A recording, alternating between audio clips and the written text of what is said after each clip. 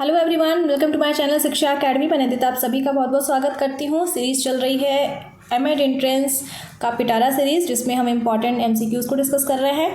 ठीक है, ये सारे एमसीक्यूज़ आपके लिए बहुत ज़्यादा हेल्पफुल है। इसके पहले पार्ट 1 आ चुका है, अगर आपने उसको नहीं देखा है तो उसका प्लेलिस्ट मैं डिस्क्रिप्शन में डाल दे रही हूँ, उसको ज़रूर देखिए। आज हम फिर से आपके लिए 40 क्वेश्चन के एमसीक्यूज़ लेकर आए हैं, दोनों ही भाषाओं में, हिंदी अंग्रेजी। और इसको चलिए हम मिलकर इस 40 एमसीक्यू सीरीज़ को सॉल्व करते हैं।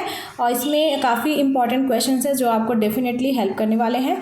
ठीक है, तो चलिए फटाफट से आप लोग लाइक कर दीजिए वीडियो को, और अगर शेयर करना है तो, अगर नहीं शेयर करना है डेफिनेटली शेयर करना है।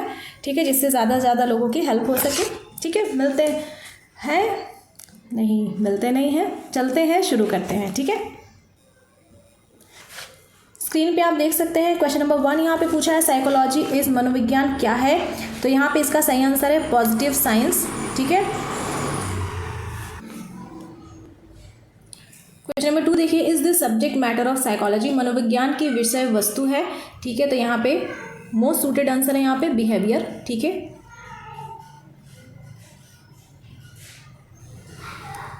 क्वेश्चन 3 यहाँ पे देखिए, meaning of education which is not related to. ठीक है, तो यहाँ पे नॉट रिलेटेड टू है भाई, शिक्षा के यहाँ पे अर्थ की बात हो रही है, इसका शारीरिक विकास से कोई संबंध नहीं है।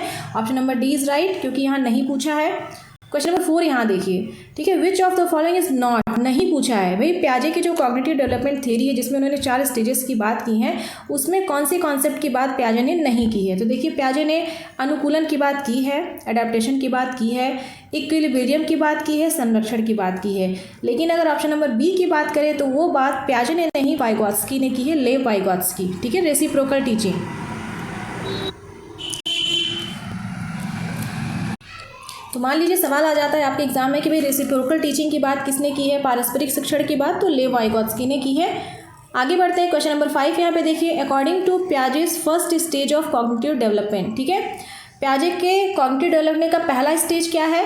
तो पहला स्टेज आपका होता है सेंसरी मोटर स्टेज, ये होता है आपका पहला स्टेज। ठीक है, दूसरा आपका होता है प्री ऑपरेशनल स्टेज, तीसरा होता है आपका कॉन्क्रीट ऑपरेशनल स्टेज, चौथा होता है फॉर्मल ऑपरेशनल। आई होप ये आपको समझ में आओगा। कोई भी स्टेज अगर आपसे पूछ दे, पहला, दूसरा, तीसरा, चौथा, तो यही है। ठीक है, आगे बढ़ते हैं, क्वेश्चन नंबर 6 यहाँ पे देखिए, क्वेश्चन नंबर 6 में पूछा गया है कि भाई दूसरा स्टेज का क्या नाम है। तो पहले स्टेज का नाम हो गया सेंसरी मोटर, दूसरे स्टेज का नाम हो गया प्री ऑपरेशनल स्टेज। ठीक है, 7वां देखिए, Vygotsky called zone of proximal development, बहुत ही बेहतरीन प्रश्न है ये।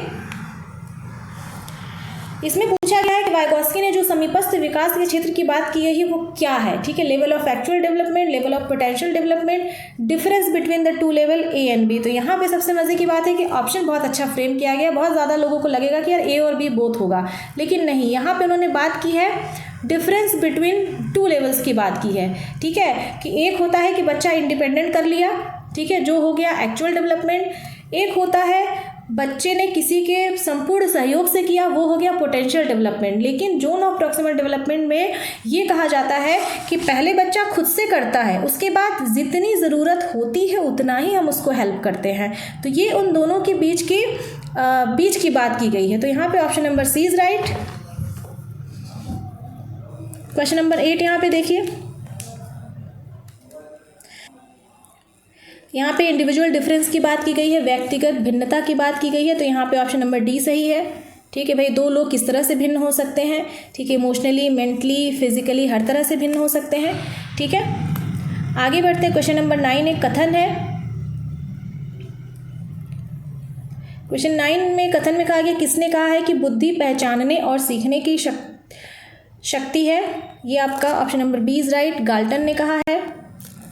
क्वेश्चन नंबर 10 यहाँ पे देखिए, ये इमोशनल इंटेलिजेंस से रिलेटेड यहाँ पे कथन है। ठीक है,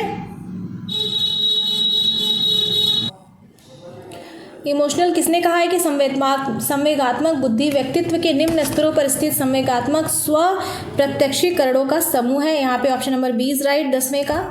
ठीक है, क्वेश्चन नंबर 11 यहाँ पे देखिए, emotional intelligence book is written by, बहुत इंपॉर्टेंट प्रश्न है, अक्सर पूछा जाता है। आपकी ये बुक लिखी गई है डेनियल गोलमैन के द्वारा। क्वेश्चन नंबर 12 यहाँ पे एक कथन है। ठीक है, किसने कहा है, transfer is generalization for it is extension of ideas to a new field. ठीक है, इसका option number C is right. ठीक है, क्वेश्चन नंबर 13 देखिए, काफ़ी ज़्यादा इंपॉर्टेंट है कि भाई इंटेलिजेंस की डिफरेंट थ्योरीज है, ये आप लोग ज़रूर देख लीजिएगा जो भी आप एमएड एंट्रेंस देने जा रहे हैं कि कौन कौन सी थ्योरी किसने दी है। यहाँ पे 3D थ्योरी की बात जेपी गिलफोर्ड जी ने की है, ठीक है। क्वेश्चन नंबर 14 यहाँ पे देखिए, फील्ड थ्योरी, लर्निंग के फील्ड थ्योरी किसने दी है। ये क्वेश्चन मेरे जब मैंने महात्मा गांधी काशी विद्यापीठ एंट्रेंस दिया था तो उसमें ये क्वेश्चन पूछा गया था। फील्ड थ्योरी दी गई है कर्ट लेविन के द्वारा, ठीक है। आगे बढ़ते हैं, क्वेश्चन नंबर 15 यहाँ पे देखिए, individual difference prime factor for individual difference, ठीक है। तो यहाँ पे पूछा गया है डी होगा इसका, मैंने कुछ मतलब दिया, यहाँ पे मूलाधार पूछा गया है, प्राइम फैक्टर पूछा गया है कि सो प्राइम फैक्टर क्या होता है, ठीक है। तो आपका जो इकोनॉमिक कंडीशन है या जो सोशल स्टेटस है वो आपका सेकेंडरी फैक्टर में आएगा, आपका प्राइम फैक्टर में आ जाएगा आपकी हेरिडिटी आएगी। ऑप्शन नंबर डी यहाँ पे सही है, ठीक है। क्वेश्चन नंबर 16 देखिए, लर्निंग के मेजर लॉ की बात की गई है, ठीक है। तो यहाँ पे लर्निंग के मेजर लॉ है law of readiness, law of exercise और लॉ ऑफ इफेक्ट है, ठीक है। तो यहाँ पे मेजर लॉ में आपका लॉ ऑफ एक्सरसाइज होगा, बाकी सारे लॉ सब लॉज हैं, ठीक है। क्वेश्चन नंबर 17 यहाँ पे देखिए, according to Gagne the type of learning are, इसको मैंने बहुत अच्छे से एजुकेशनल टेक्नोलॉजी की वीडियो में पढ़ाया है, ठीक है। टाइप ऑफ लर्निंग की इन्होंने बात की है, ठीक है। टाइप ऑफ लर्निंग इन्होंने 8 तरह के टाइप ऑफ लर्निंग की बात की गई है। बेसिकली टाइप ऑफ लर्निंग कह लीजिए, हायरार्की ऑफ लर्निंग कह लीजिए, ठीक है। यहाँ पे हायरार्की ऑफ लर्निंग की बात यहाँ पे है, ठीक है। आगे बढ़ते क्वेश्चन नंबर 18 देखिए, कौन सी ऐसी चीज़ है जो सीखने के कारकों को सीखने को प्रभावित करने वाला कारक नहीं है, ठीक है। Which of the following is not a factor affecting learning, ठीक है। तो यहाँ पे भी बुद्धि अफेक्ट करती ही है, अटेंशन अफेक्ट करता है, मेथड ऑफ लर्निंग अफेक्ट करती है, तो कौन सा नहीं करेगा, केस हिस्ट्री आपकी अफेक्ट नहीं करेगी, ठीक है।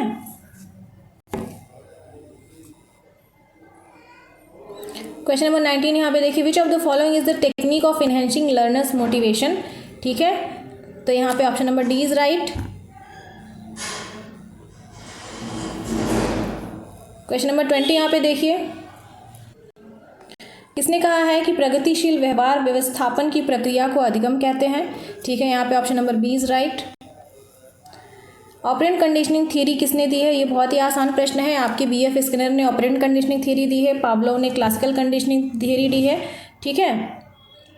और यहाँ पे कॉलर की इंसाइटफुल लर्निंग थ्योरी है, टॉलमैन की साइन थ्योरी है, ठीक है, ये इंपॉर्टेंट है। क्वेश्चन नंबर 22 यहाँ देखिए, the learning theory of reinforcement related to, ये आ गया आपका क्लार्क हल है, हल की रिइंफोर्समेंट थ्योरी है। क्वेश्चन नंबर 23 देखिए, क्लासिकल कंडीशनिंग थ्योरी किसके द्वारा दी गई है, इवान पावलोव के द्वारा दी गई है।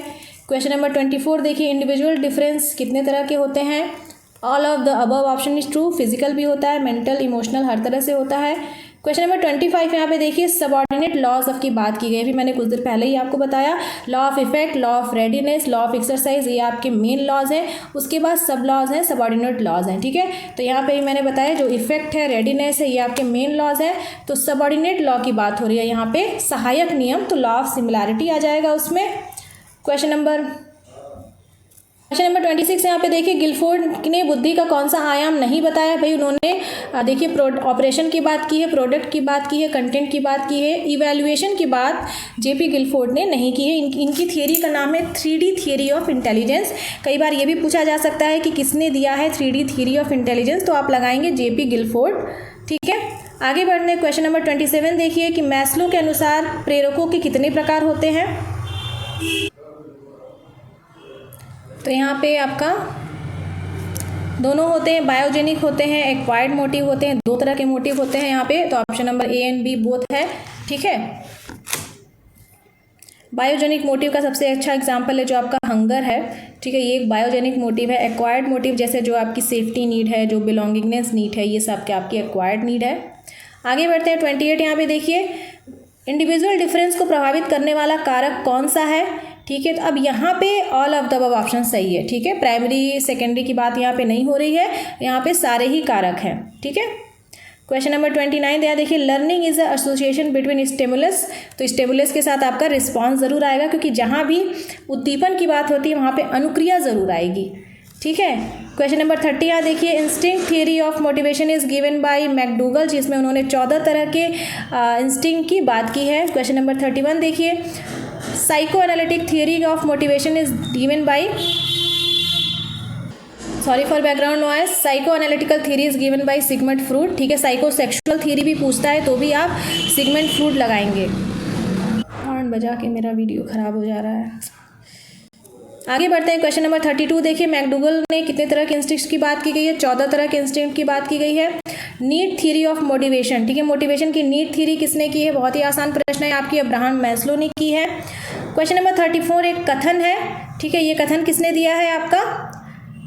Motivation is the super highway of learning, ये कथन दिया है आपका स्किनर ने दिया है। ठीक है, क्वेश्चन नंबर 35 देखते हैं। 35 यहाँ पे देखिए, which of the following is acquired motive, ठीक है, यहाँ पे एक्वायर्ड मोटिव की बात हो रही है, तो यहाँ पे आपका जो एंजाइटी है वो आपका एक्वायर्ड मोटिव है।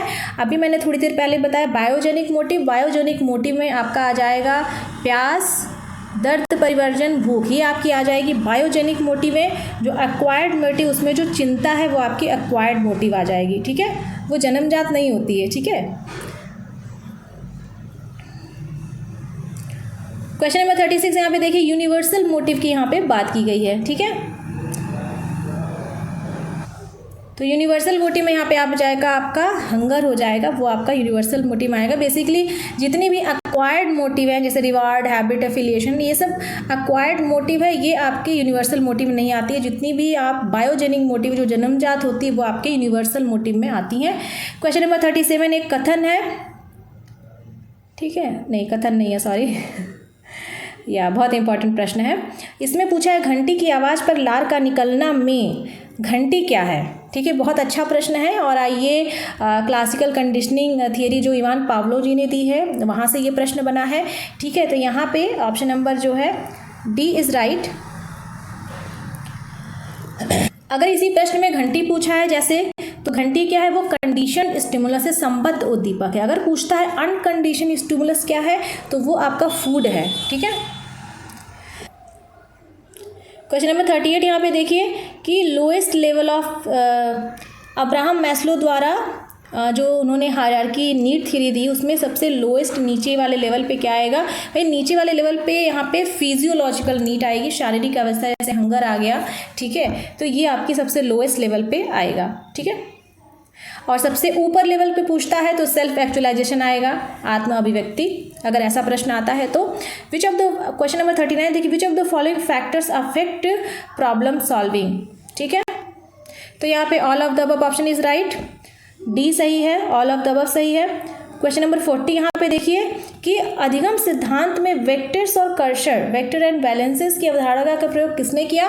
तो इसका प्रयोग सबसे पहले आपका कर्ट लेविन ने किया है। कर्ट लेविन की कौन सी थियरी है? Field theory. इसमें उन्होंने वेक्टर्स और बैलेंसेस की बात की है। ठीक है, तो आज हमने इस वीडियो सीरीज़ में एमसीक्यू का पिटारा सीरीज़ में हमने इंपॉर्टेंट 40 एमसीक्यूज़ को डिस्कस किया, और ये सारे एमसीक्यूज़ बहुत ज़्यादा इंपॉर्टेंट है। यहीं से आपको घुमा के फिरा के किस तरह से क्वेश्चन बना के डिफ़िकल्ट पेपर भी बनाया जा सकता है, इजी पेपर भी बनाया जा सकता है। और ये सारी जो एमसीक्यूज़ की जो सीरीज़ चल रही है, आज हमने डिस्कस किया पार्ट 2। इसके बाद अपकमिंग वीडियो में हम पार्ट 3 में भी इंपॉर्टेंट एमसीक्यूज़ डिस्कस करेंगे। तो प्लीज़ वीडियो को ज़रूर कमेंट में लिख के बताइए कि वीडियो आपको कैसी लगी, और वीडियो अच्छी लगी हो तो इसको ज़्यादा से ज़्यादा लोगों तक शेयर ज़रूर करिए। ठीक है, आपके जो इंपॉर्टेंट कमेंट्स हैं वो बहुत हेल्प करते हैं एक अच्छा कंटेंट बनाने में, एक अच्छा वीडियो बनाने में। और अगर आप वीडियो को लाइक करते हैं और अगर आप वीडियो को कमेंट करते हैं तो इससे वीडियो जो बना रहा है, जैसे कि यहाँ पे मैं बना रही हूँ, एक हमें भी रिकॉग्निशन मिलता है, एक मोटिवेशन मिलता है कि मेरी वीडियो, मेरी मेहनत सफल हो रही है। जो हमारे व्यूवर्स हमारे वीडियो को देख रहे हैं उन्हें बहुत अच्छा लग रहा है और उन्हें बहुत इससे फ़ायदा हो रहा है, उन्हें चीज़ें समझ में आ रही हैं, तो एक हमें भी मोटिवेशन मिलता है। एक बहुत और मन करता है कि हमें ऐसी और वीडियोज़ अच्छे अच्छे बनाने चाहिए जिससे हमारे जो भी व्यूवर्स हैं, जो स्टूडेंट्स हैं, उनको ज़्यादा से ज़्यादा हेल्प हो सके। तो आपका जो लाइक है, जो आपका शेयर है, वो इस तरह से जो कंटेंट क्रिएटर है, जो वीडियो मेकर है, उसको इस तरह से हेल्प देता है। मेरे वीडियोस में इतने सारे कई बार वीडियो पॉज करना पड़ता है, तो आपको समझ आ गया होगा कि जहाँ पे मैं रहती हूँ वहाँ पे बिल्कुल ऐसे मतलब हॉर्न की आवाज़, शोर आती रहती है और इसका इफ़ेक्ट पड़ता है क्योंकि एक्सटर्नल बैरियर है। बट फिर भी मुझे बहुत अच्छा लगता है वीडियोज़ बनाना और मुझे लोगों की हेल्प करना बहुत अच्छा लगता है, तो इसलिए मैं बनाती हूँ। तो वही मैं चाहती हूँ कि अगर मैं इतनी मेहनत कर रही हूँ तो एटलीस्ट आप लाइक करें, शेयर करें और चैनल को ज़रूर सब्सक्राइब करें। और सिर्फ सब्सक्राइब नहीं करना है, अगर आप बेल आइकन नहीं प्रेस करेंगे तो इम्पॉर्टेंट वीडियोस आपको नोटिफिकेशन में नहीं आएंगी, ठीक है। उसके बाद आप और शिक्षा एकेडमी के हार्डवर्क को हेल्प करना चाहते हैं तो आप सुपर थैंक्स का यूज़ कर सकते हैं। नीचे आपको डाउनलोड के बगल में सुपर थैंक्स का फीचर मिलेगा, वहाँ यूज़ करके आप कंट्रीब्यूट कर सकते हैं। और इम्पॉर्टेंट वीडियोस को भी आप फ्यूचर में कुछ और इम्पॉर्टेंट वीडियोस, कुछ लाइव सेशंस जो मेंबर ओनली होते हैं, आप मेंबरशिप लेकर के, सिर्फ 89 रुपीज़ मेंबरशिप है पर मंथ, उसको लेकर के आप इम्पॉर्टेंट मेरे लाइव सेशंस अटेंड कर सकते हैं। और आप मुझसे बोल भी सकते हैं कि मैम मैंने आपका मेंबरशिप लिया है और आप लाइव सेशन कंडक्ट करिए या कुछ इम्पॉर्टेंट हमारे लिए वीडियोज़ बनाइए, ठीक है। तो मिलते हैं फिर नेक्स्ट वीडियो में पार्ट 3 के साथ, ठीक है। और नोट्स ज़रूर बना लीजिएगा।